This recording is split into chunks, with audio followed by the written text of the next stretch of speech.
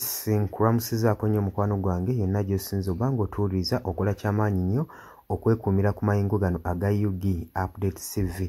Baganda bange yonna yonna gye muli mbaagala nnyo nnyo nnyo nnyo.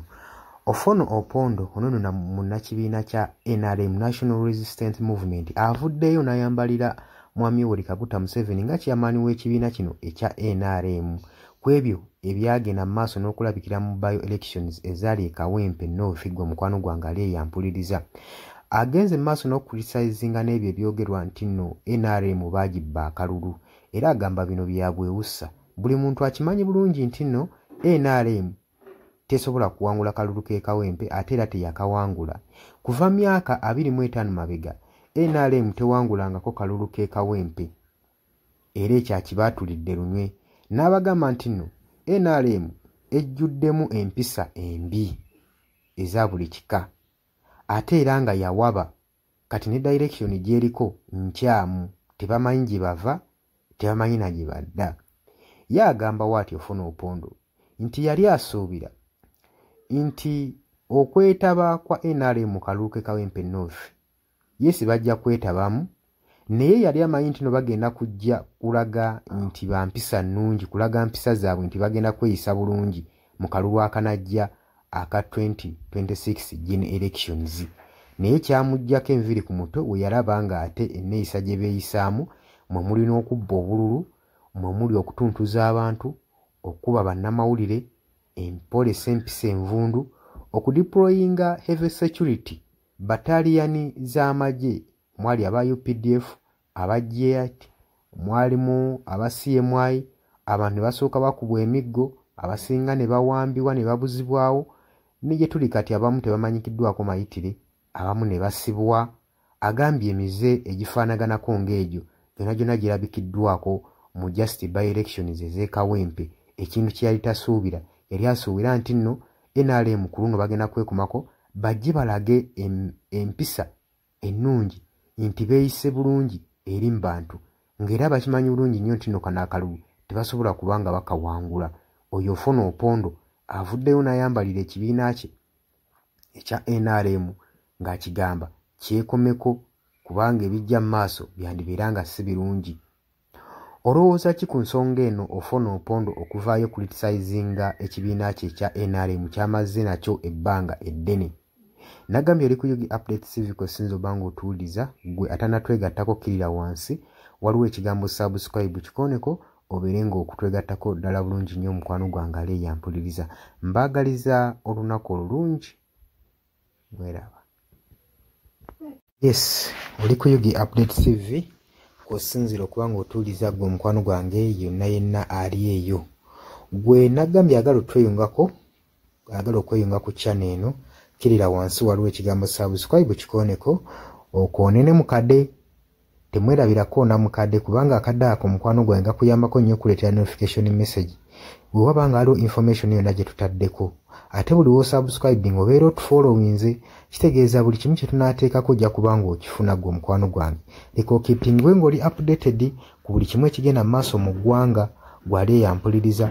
Abali mu Qatar, Oman, Dubai, Saudi Arabia, abali e Dubai, abali mu US, abali mu UK, abali e Canada, abali mu South Africa, nammwe abali mu Ndwana Kenya, Nalekaani, Menyani, nammwe abali mu Asia, matumiddeko nnyo, mwe bali kwekuumira ku UG Update TV, mwe mubeezezzaawo amayengo gano aga UG Update TV.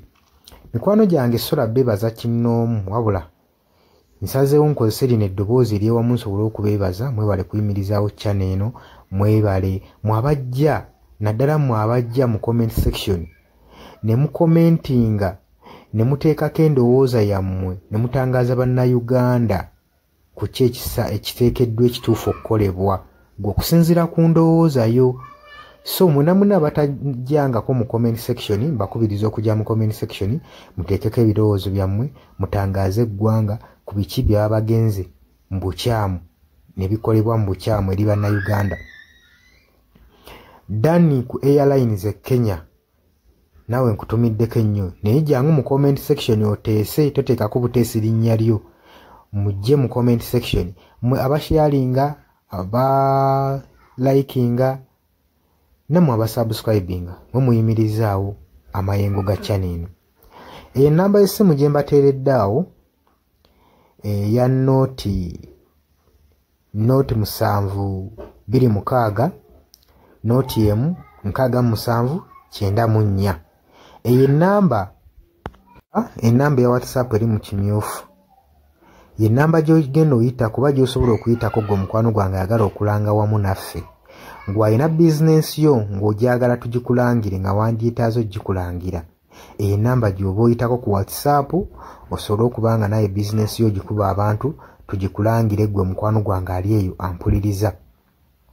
Ne ngenda mu maaso n'okulabula abantu ku biki ebigenda mu maaso mu ggwanga naddala ng'akalulu kano aka 2026 katuukuse kengedde. Kati buli muntu alina kubeera vigilant, olina kubeera bulindaala oleme kutunda mwoyo gwo mukwano gwange. Waliwo abatunda emyoyo gyabwe olw'M1,500 sukaali. Gwe beera ng'omanyi akaseera we kanaatuuka akakuba ballot paper, beera nga manyi omuntu ogw'ogenda okuwa, gw'ogenda ottiikinga, gwe gw'olaba asobola okukulaakulanya ekitundu kyo constituency yo, gw'olaba agenda otwala eggwanga mu maaso. Bannange tusibwa nnyo akatambaala mu mutwe mu biseera nga bino. Newankubadde obwavu babubalumizza mutya. Totunda mwoyo gwo ku lw'akantu katono, wabula saasira ku ggwanga lyo, osaasire ne ku zadde lyo, osaasire ne ku future weenaabeera. Lowooza ku by'emu maaso.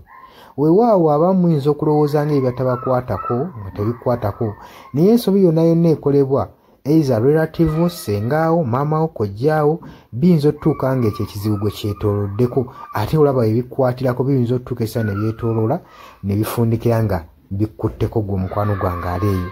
So kyenva nkubiriza baganda bange mwenna abali ku Yugi Update TV ogenda maaso n'okusharinga information eno.